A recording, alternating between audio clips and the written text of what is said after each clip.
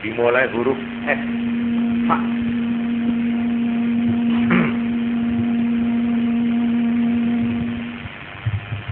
Di sini ada hadis yang dimulai dengan fa. Fatihatul kitabi ta'dilu bisulusayil Qur'an. Fatihah Qur'an. Nek maca Fatihah satu kali itu mengimbangi 2/3 Quran. Iya, bagaimana itu? Orang baca Fatihah satu kali, katanya Nabi, itu sama dengan membaca 2/3 Quran. Jangan enak, ya.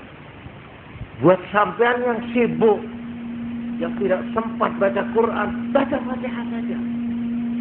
Ini loh, ini merupakan rahmat Tuhan.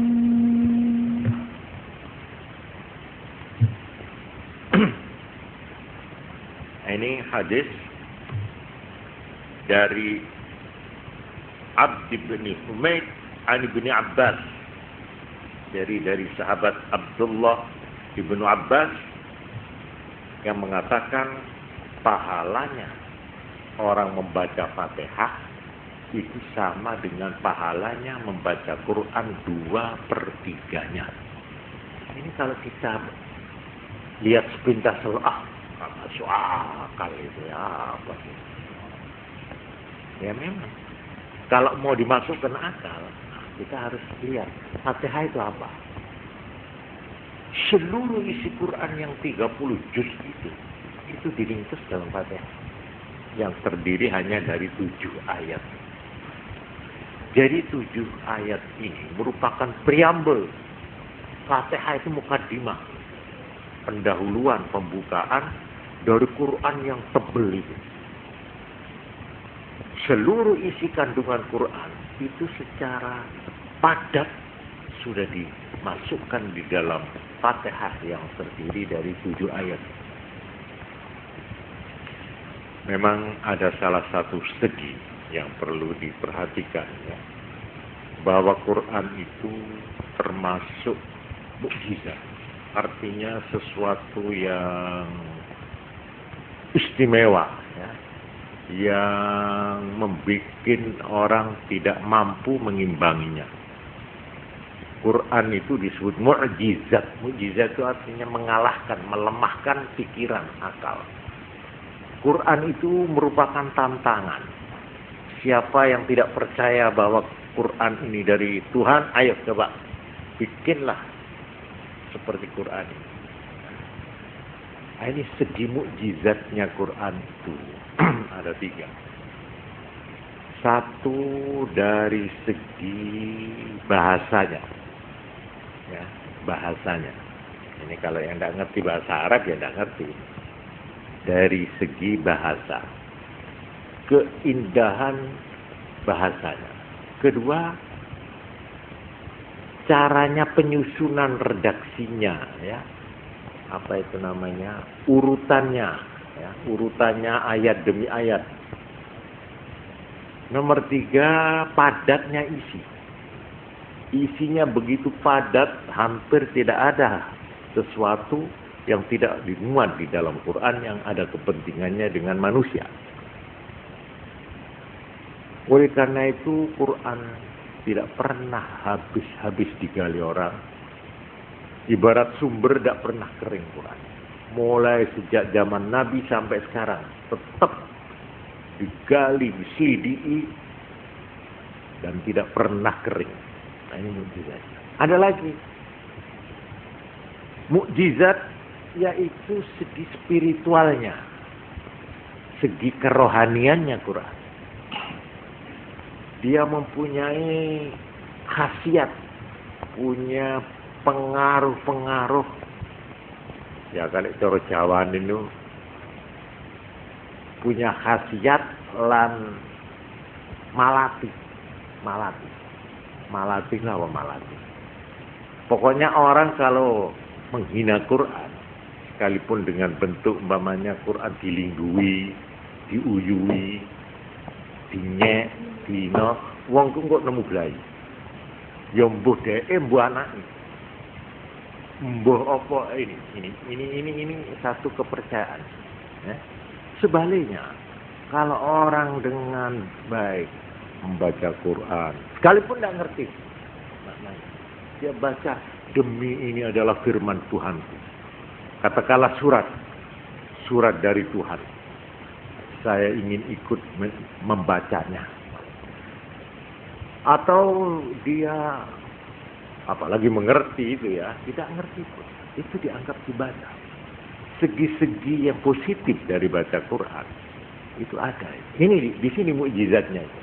Kalau tidak, ya sama dengan yang lain, tidak ada apanya, tidak ada artinya apa-apa Quran itu. Kalau tidak ada segi-segi mukjizatnya. Ini pernah ditantang ya. Orang Arab yang sudah tinggi kesusastraannya itu suruh bikin satu surat saja. Itu ternyata sampai sekarang tidak ada yang sanggup yang memenuhi syarat-syarat keindahan, kesusastraan dan kesenian ya, bahasa Arab ini. Jadi saya kembali lagi. Sabda Nabi ini tentang Fatihah ini saya kebetulan baca kok, saya pikir-pikir ini ya. Ini dari Ibnu Abbas. Ada lagi ini yang mengenai Fatihah ini. Dari Imran bin Husain, seorang sahabat Nabi. Ya, coba dengarkan aja lah. Saya tirukan nih. Fatihatul Kitabi wa ayatul kursi. Fatihah Quran dan ayat kursi. La yaqra'uhu ma 'abdun. Tidak membaca keduanya abdun, seorang hamba, fi darin, di dalam satu rumah, baca Fatihah dan ayat kursi di rumah, fayusibahum dzalikal yauma, kok rumah itu penduduknya terkena pada hari itu oleh ain insin au jinnin, oleh gangguan manusia atau jin. Tidak bisa. Itu artinya orang baca Quran dan ayat kursi, ya, Fatihah dan ayat kursi itu mempunyai kekhususan.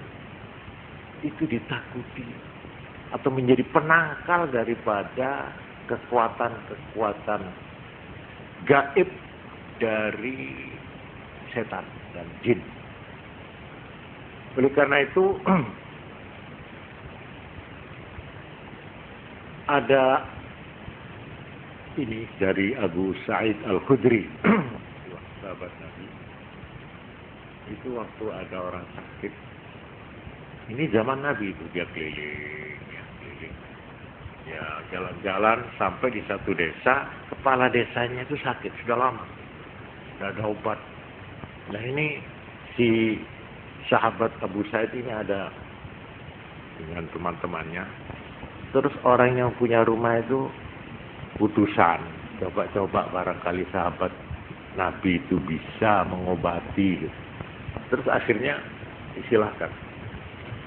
Lah ini tidak ngerti apa-apa, dungo orang iso, ini tidak iso, dan memang tidak pernah jadi katakanlah dukun, itu tidak pernah. Tukang suwo ya tidak. Cuma dia ingat pada waktu dia disuruh maju, ini sampean mau, sebab yang paling tua itu di antara rombongan itu. Akhirnya dia lalu ingat, Nabi itu pernah satu kali bersabda, Al-Fatihatu lima quri'at lah.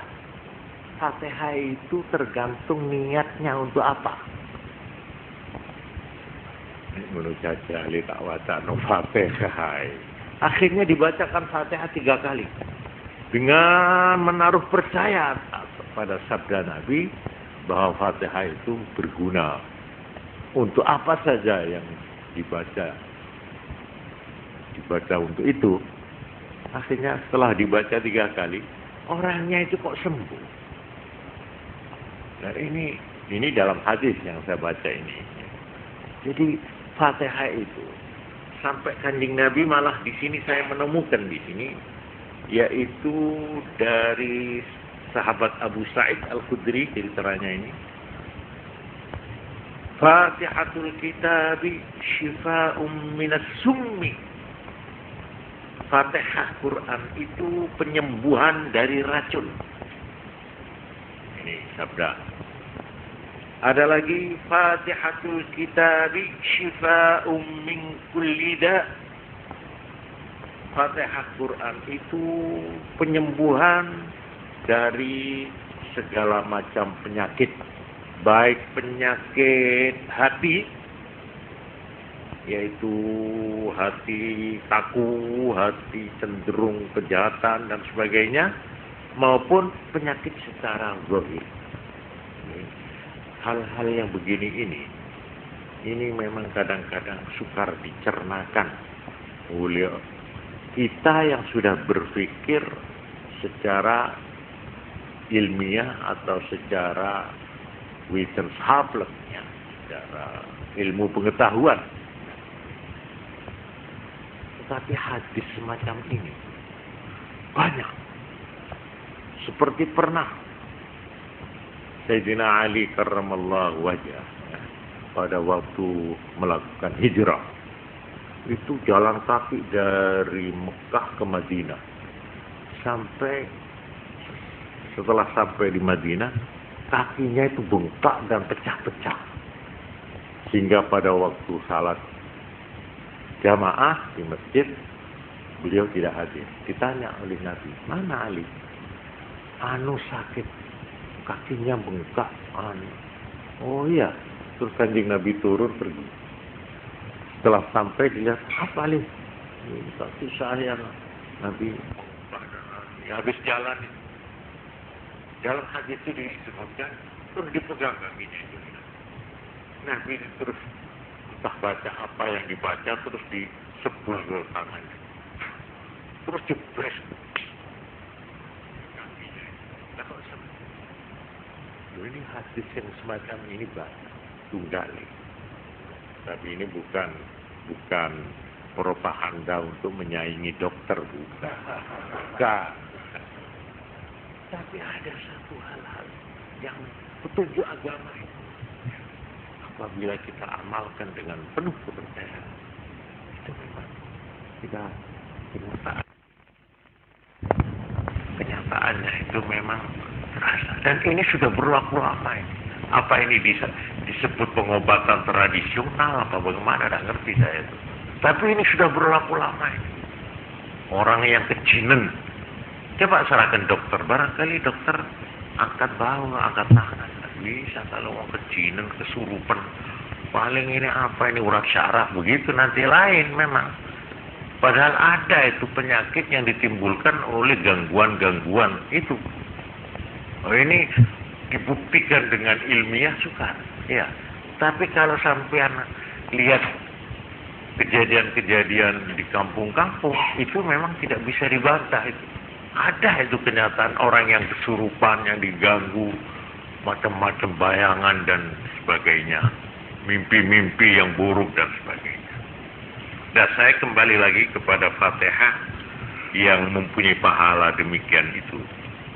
Di sini ada lagi Fatihatul kitabi tujzi ma la yujzi syai'un minal Qur'an. Fatihah Quran itu, pembukaan Quran, mencukupi apa yang tidak dicukupi oleh sedikit pun dari yang lain dari Quran. Oleh karena itu, menurut Imam Syafi'i, orang sembahyang itu kalau tidak baca Fatihah, ya, itu tidak sah, tidak mencukupi. Sekalipun dia menghabiskan Quran 30 juz, tapi Fatihahnya tidak dibaca, tidak cukup.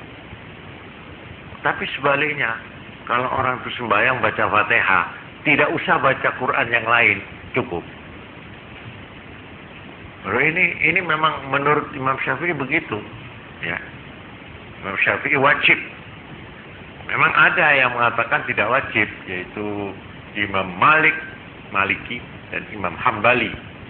Baca Fatihah dalam sembahyang itu sunnah.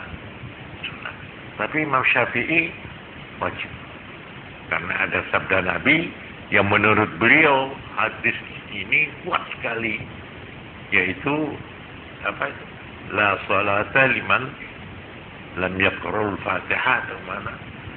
Tidak ada salat bagi orang yang tidak membaca Fatihah, jadi wajib. Tapi katanya Imam Maliki, oh bukan begitu artinya itu. Bagaimana? Tidak sempurna salat seseorang kalau tidak baca. Jadi tidak sempurna aja. Jadi itu sunat. Ya itu soal penilaian atau penafsiran ahli-ahli hukum agama.